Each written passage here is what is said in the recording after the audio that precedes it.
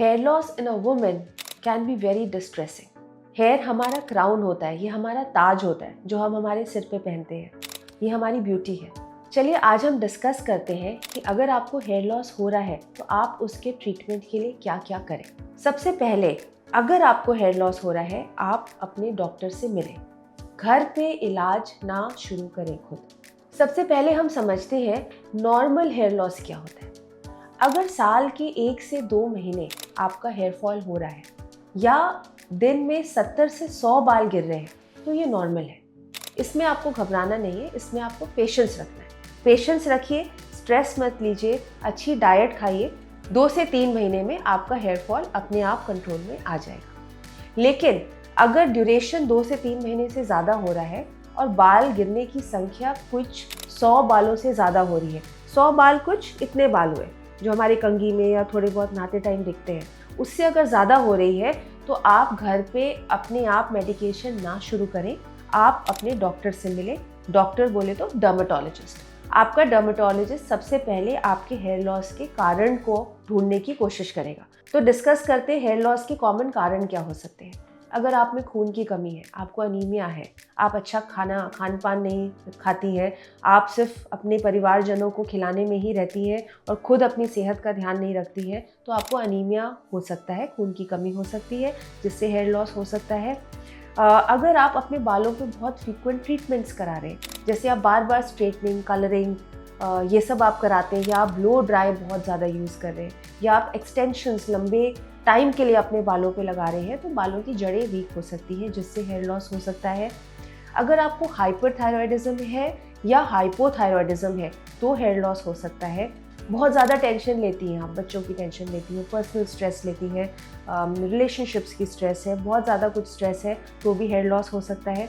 अगर आपको कोई बीमारी हुई है रिसेंटली, जैसे डेंगू, कोविड, टाइफॉइड, इस तरह की बीमारी हुई है तो हेयर लॉस बीमारी ठीक होने के 1 से 2 महीने बाद शुरू होता है और 6 महीने से साल या 2 साल तक भी रह सकता है। ऐसे कुछ रीज़न्स होते हैं जो आपके डॉक्टर पता करेंगे।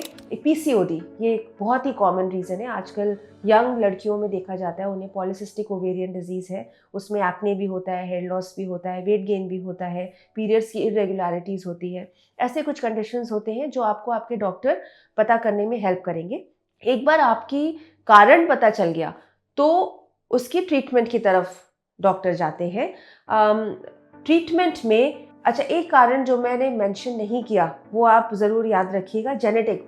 अगर आपके परिवार में गंजापन है या आपके पिताजी या माताजी के बाल भी कम है तो आप में भी वो जेनेटिक बॉल्डनेस हो सकता है, जिसका कैरेक्टरिस्टिक होता है कि आपकी ये जो हेयर लाइन है इसके आसपास का area, widening of the parting कहते हैं, हेयर लाइन का एरिया आपका हल्का होने लगेगा। ये सामने का एक एरिया है, ये हल्का होने लगेगा और डिफ्यूज थिनिंग होगी। या फिर अगर आप पोनीटेल बना रही है तो पोनीटेल का वॉल्यूम धीरे धीरे कम हो जाएगा और एक पूंछ की तरह पोनीटेल नजर आएगी। ये भी एक कारण है। आई थिंक मैंने सारे कारण कवर कर लिए हैं। अब हम इसके ट्रीटमेंट की तरफ जाते हैं। सबसे पहला ट्रीटमेंट होता है अपनी डाइट को इम्प्रूव करना। आपको मल्टीविटामिन्स देंगे आपके डॉक्टर, वो आप लीजिए। अपनी डाइट को प्रोटीन रिच करिए, विटामिन सी लीजिए, आंवला खाइए, डेट्स खाइए, उसमें कैल्शियम होता है, गुआवा में कैल्शियम होता है। अगर आप डेयरी आपका डाइजेस्ट हो सकता है तो आपको पनीर और दूध लेना चाहिए। ऐसे कुछ डाइट आपको बताएंगे, वो आप लीजिए एंड टेक सम मल्टीविटामिन्स। दवाइयों की अगर हम बात करें तो मिनॉक्सिडिल ये एक रामबाण है। मिनॉक्सिडिल यूएस FDA द्वारा अप्रूव किया गया है हेयर लॉस को ट्रीट करने के लिए। मिनॉक्सिडिल की स्ट्रेंथ जो आपको लगानी है वो है 5%। कई लोग 2% लगाते हैं या 3% लगाएंगे या 10% लगाएंगे, नहीं, आपको 5% लगानी है, ना इससे कम ना इससे ज़्यादा। कम में इफेक्ट नहीं आता है, ज़्यादा में साइड इफ़ेक्ट्स हो जाते हैं। तो 5% लगाइए और दिन में 1 बार लगाइए, या रात को लगाइए या सुबह लगाइए। बस 4 से 5 घंटे ये रहनी चाहिए बालों में और अगले दिन इसे वॉश कर दीजिए। मिनॉक्सिडिल हो गए, कुछ मल्टीविटामिन्स हो गए, ये तो आपकी मेडिसिन की बात होगी। इसके अलावा कुछ एंटी एंड्रोजेंस होते हैं जो आपके हार्मोन लेवल को मेंटेन करते हैं, वो उसमें आता है स्पाइरोनोलैक्टोन।